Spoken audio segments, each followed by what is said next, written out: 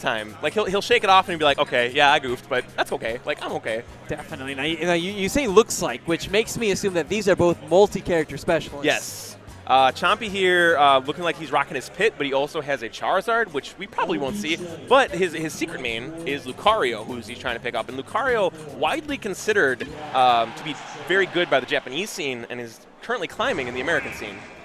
Marshall, on the other hand, is a Diddy Kong mate, also leverages Cloud and Bayonetta, as well as a Dr. Mario when he feels like going to One Energy McDaniel on somebody.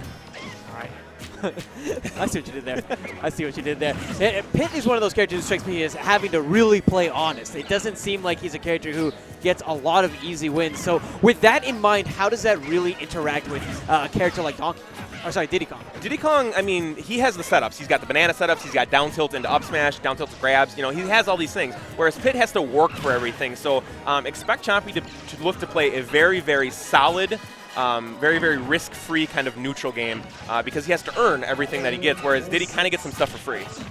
Sure. I mean, not to take anything away from Marshall right now, who is putting on quite the clinic. I mean, Chompy, you're right. He definitely struggles a bit more than Diddy, and we're seeing that from a percentage standpoint. Right now, Chompy, I mean, this deficit just doubled in the time that we were expecting, alluding on just how much of a struggle Pit can have. Yeah, but that's the thing with Chompy, though, is one of the strengths of him as a player is that he's never out of it. Like, unless he's in the blast zone, you haven't taken a stock yet. He's very good at recovery. He's very good at using all of his jumps and everything like that to make sure that you don't have to worry coming back. What an interesting mix-up on recovery that we saw from Marshall. Throwing out the banana peel, but right there using it as an offensive option instead. Getting the knockdown into up smash. Stock one in favor of Marshall. Yeah, but Marshall took quite a bit of damage here. He's at 107. Now these arrow rains, he is coming back. Oh, he wanted the ledge trump, but he didn't hold and get on the ledge. Pit has one of the best ledge trump back airs that there is because it's very, very strong. It's definitely one of the strong points, especially if and Chompy, the upper dash arm will take care of it out of nowhere. Out of nowhere. That was a cross-up on top of that. Yeah, he was running to the left and just turned right back around and did the reverse side B. That was really smart by Chompy. Oh, definitely. I think they covered a lot, too. Like, if he had just rolled away, it probably would have gotten caught. If it spot dodge, I don't know if it would have covered if it spot dodge necessarily, but there's a chance. There's definitely a chance because of the start of that. It's a lot like Falcon's Raptor Boost, is that if you, unless you're shielding it, like, no matter what you do, it's probably going to hit you if you try and spot dodge or roll. Like, it covers a lot because of the active hitbox. Because it only activates when it encounters someone. That's right, man. I'll tell you what, right now, when we're talking about coverage, it's just been all about Marshall. I mean, he's just been, again, forcing Chompy off of the ledge. Like you mentioned before, Chompy will be able to get a lot if he can maybe get one of those ledge trumps. But because he's the one in the corner, he's having a very hard time executing his game plan. And I was going to say, like, nobody puts Baby in a corner, but, man, that's all that Chompy's been is he's just been his back to the wall. Very tough. I mean, Marshall, I can definitely see the confidence from him as well. Even with that stock loss, he's still just playing with so much intensity. And that's one thing that Marshall is really known for is that you need to not let him get rolling. When Marshall starts rolling, he's tough to beat. You have to interrupt his game plan. You have to interrupt his flow. Make him think about every move he makes so that he overthinks things. Chompy hoping to get some great coverage with the down smash, but Marshall doesn't even fall for the trick, avoids the platform entirely. Again, in an advantageous position. Both players duking it out, trying to find the next hit, and it's going to be Marshall. Forward air, not a sweet spot hit, I don't believe. Not allowing him to close the stock out either. Oh, and no punish there for Marshall on that missed ledge snap. And now Chompy is back on stage finally. Oh. And you mentioned that Marshall is certainly a very momentum-oriented player. Is it possible that the failure to close the KO out there may have caused a dip in momentum? It's definitely possible. That is not going to do it, but that's one thing that, now at that 150%, Pit can die from a lot of Diddy stuff, so he has to play very, very close to the vest. But 88% on Diddy Kong, he's letting his damage climb too high. Chompy's back in this. Yeah, definitely, especially with Rage being such a factor. If Chompy can find that hit, he can really pull off what I would consider to be an upset here. Most people would. And, and the upper dash arm, and he gets the stock! And see, Marshall having a good time even though he lost, but man, what a comeback from Chompy. And so smart as well. When he was in that corner, he knew that Marshall was ready to pull the trigger. And knowing that he needed an option that had that sort of armor that could eat through an offensive option. Brilliant. brilliant play. That is just extreme knowledge of your character, knowing the situation, reading the lines, and pulling out the absolute perfect move to get the stock. Definitely, because that really was the all-in option. If he had whiffed with that, then he would have been done. Yeah, he was done. Running up smash, you know, even a back throw might have done it. Yeah, I mean, he was in the upper mids of the triple digits. Game number 2, and now we're going to be seeing Battlefield. Now, this strikes me as a pretty interesting pick. What's going on through Marshall's mind when he's choosing a stage like this? He really likes Battlefield because he can utilize and hide underneath the platforms. He can throw the banana out and restrict approaches from Chompy.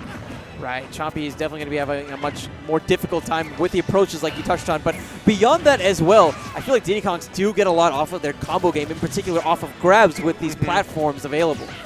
Yeah, and one thing that Marshall is also really good at is because of the edges, there's multiple ones. You know, it's a tri-platform stage.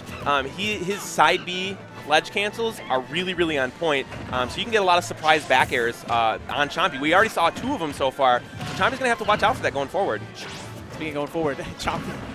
Man, he's just been meeting these forward airs time and time again. Right now, Marshall getting the knockdown. He knows that he wouldn't be able to KO with the up smash. He wants to keep that option fresh, ensure that whenever he chooses to go with it, it's going to be able to get the stock. And that's the thing with Diddy Kong, too, is that he has so many different options. Like, he doesn't have to go with an up smash. He has a forward smash, too. So if he wanted to, he could unleash that for damage building.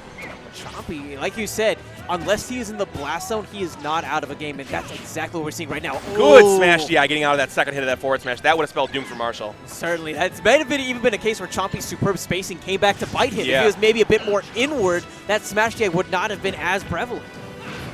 We see a back throw, and now finally Chompy is actually taking some stage control. His time of possession here in the middle of the stage has far outclassed Marshall than it ever did in Game 1. Regardless, Marshall takes the first stock like he did in Game 1. Hopefully it is not a repeat of the end of Game 1, though.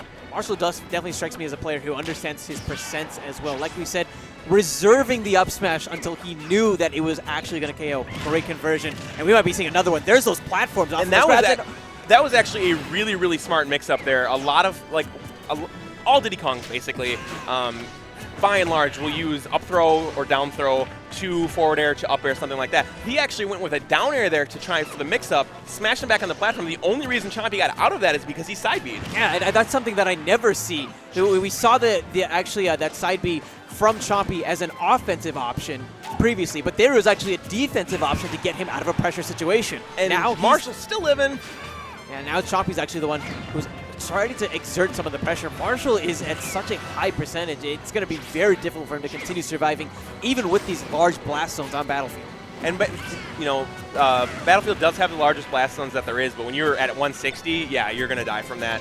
As we go into the second stock here, I'd have to imagine that with how good Chompy improved his ability to hold on to center stage, that he wants to keep doing that, because in Game 1, had it not been for that surprising finish, Marshall really dominated that entire bout. Yeah, he really did. The big thing for Marshall going forward is to have those KOs that we saw in the first stock of this game, right? He can't let those opportunities slip because, like we've seen, Chompy will take you to the bitter end, and more likely than not, he will win the game of attrition.